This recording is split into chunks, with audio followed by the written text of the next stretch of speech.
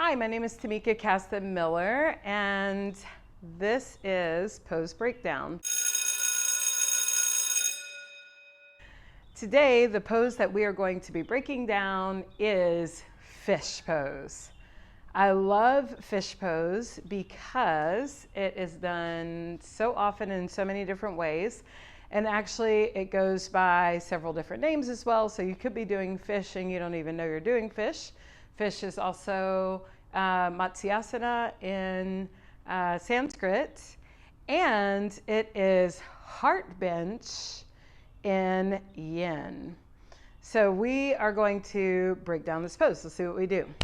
I will show you the most comfortable variation of fish pose or Matsyasana all the way to the most active pose. Version number 1, and also the easiest setup, is restorative fish. You just bring a bolster or a pillow behind you, turn it around so that your sacrum now is to the bolster or pillow, and you lie down. And what this does is it elevates the heart above the head. And we all know that we can use a lot more heart stuff than head stuff most days. You can, in restorative Matsyasana, you can leave your knees up or you can extend your legs out. For me, typically, I like to start my practice. So if the pose is at the beginning of class or toward the beginning, I like to start with my knees up because oftentimes I'm carrying my day with me, as we tend to do. So this allows for me to not create more stress in my low back. My knees are bent and I feel great like this. As opposed to it being at the end of the class when I'm all nice and juicy and really relaxed, then I can extend my legs out and life is awesome.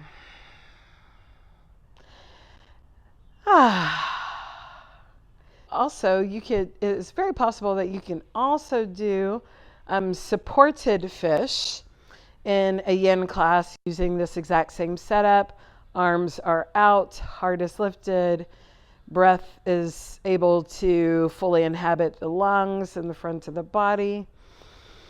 It's a nice way to check in.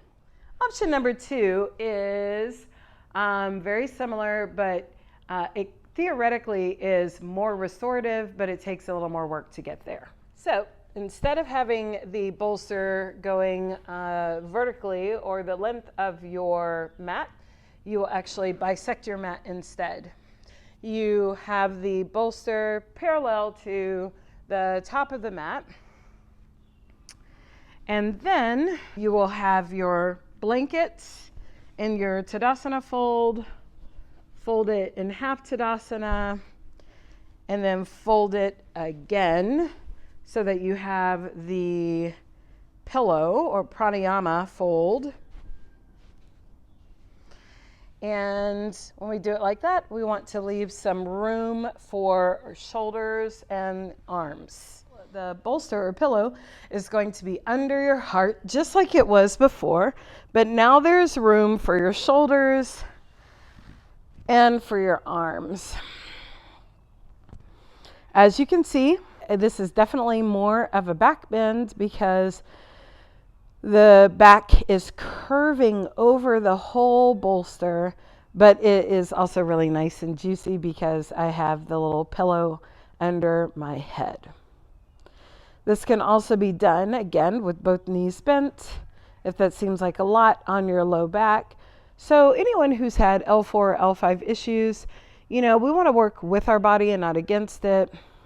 So, and the more that we can work with our bodies instead of against it, the more our bodies will cooperate with everything that we're asking it to do.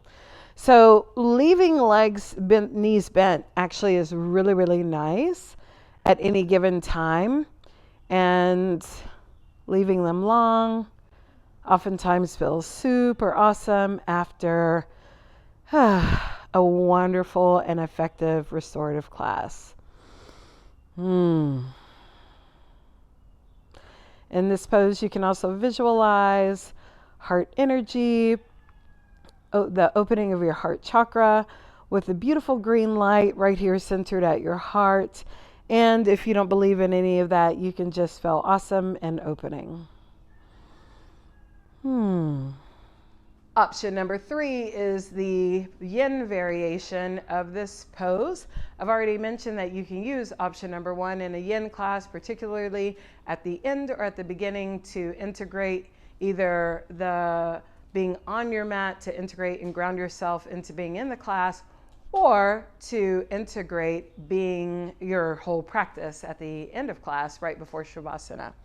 Another option though for yin is what is oftentimes called heart bench. Some people will still refer to this as supported Matsyasana or supported fish. So you will take 2 blocks. One will be underneath your head and one will be underneath your heart. Again, notice that the common thread is your heart. And these props are at the same height. Remember, throwback to pose variation number 1, the reason why they're at the same height is because when your head and your chest are at the same height, your heart will actually be higher than your head. There'll be some distance between your low back and the block, and your block will come right underneath your heart. Second block under your head. Option to leave your knees up or down remains the same. It's yogi's choice. This is a big heart opener. Why? Well, look at it.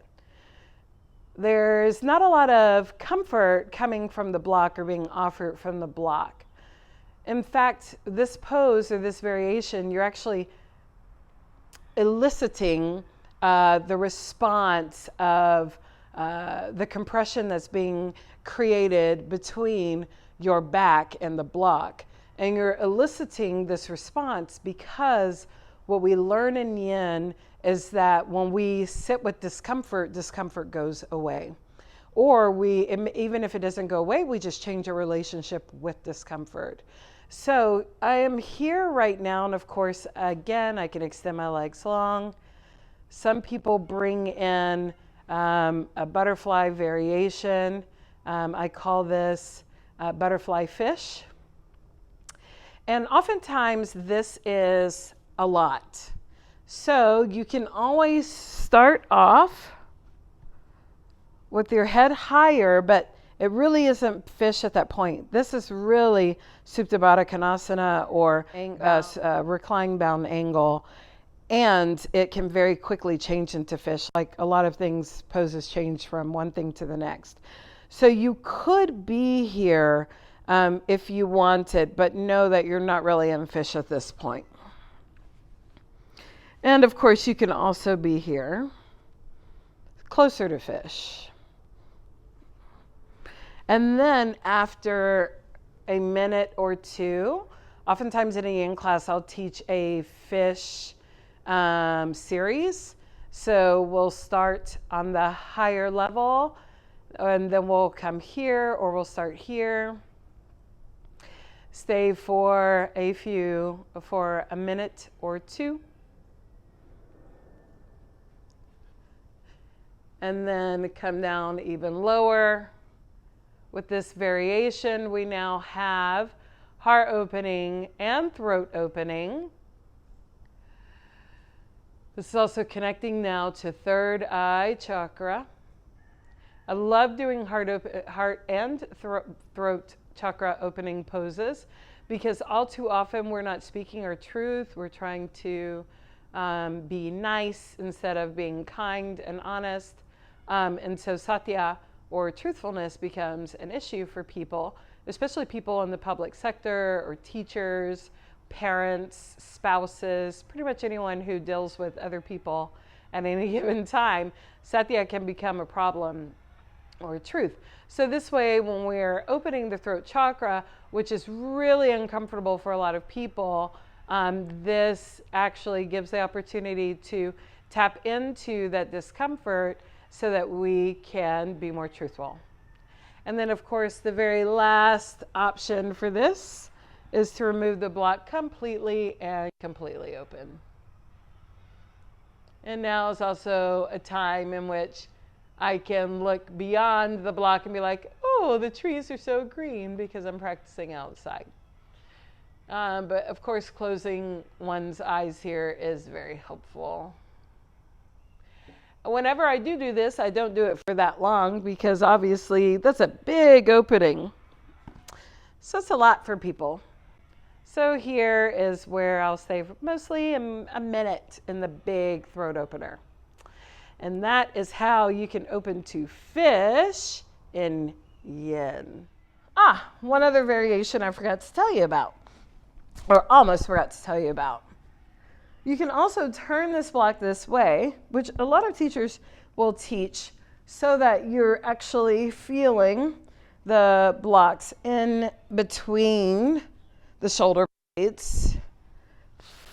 This allows for more opening across the collarbones and allows for the shoulders to come in together. For me, this is really good whenever I have like an impingement in my shoulder.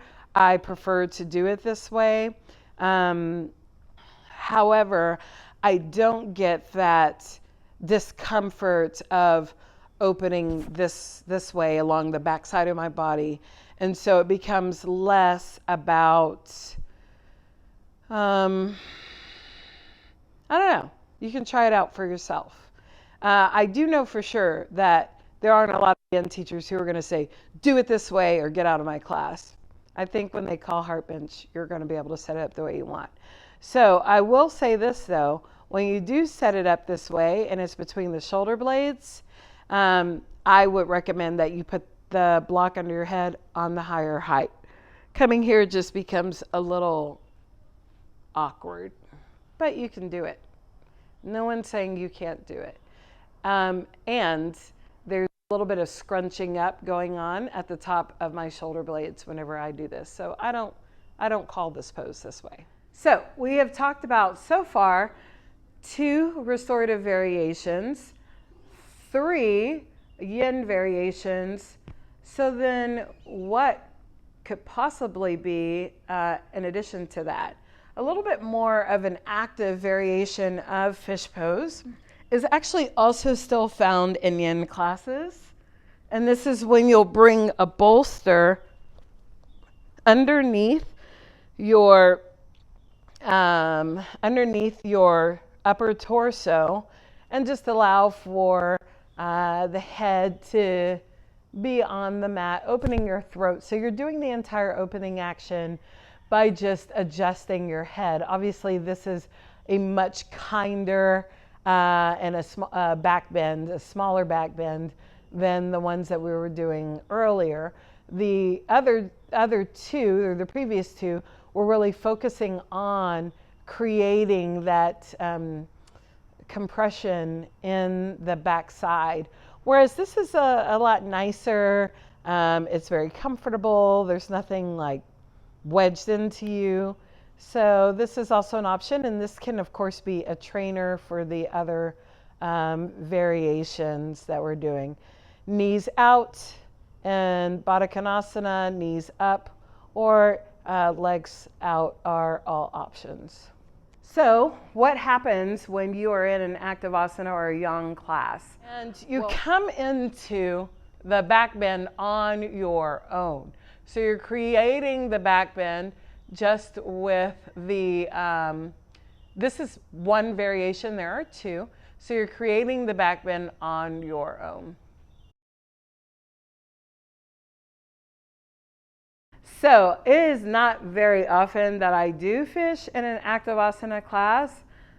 So essentially it is a combination of the back bend and essentially navasana or boat legs.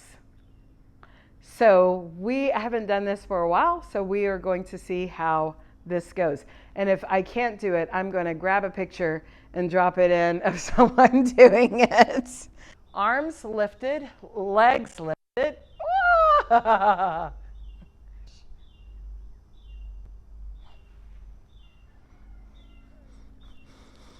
Fun, right? I'll try it again. We'll see how it goes.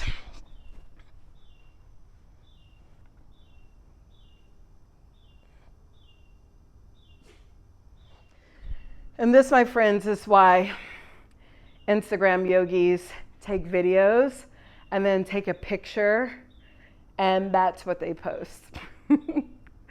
All right. Why do fish pose at all? Well, just to recap, fish pose essentially opens your heart. It's a phenomenal heart opener. It is an opportunity to create strength in your upper and middle back. It also helps to begin opening the back of your back if that is an area in which you're tight. And when it's restorative, it is awesome. If you ask most restorative practitioners, their top 3 poses, restorative Matsyasana is going to be in there. I hope that you have found this tutorial to be helpful. Please let me know what you think about it and start the conversation at any given time. I look forward to telling you more, hearing more about your experiences. Try them out. Tell me what you thought and send me pictures. Talk to you soon. Take care then. Bye-bye.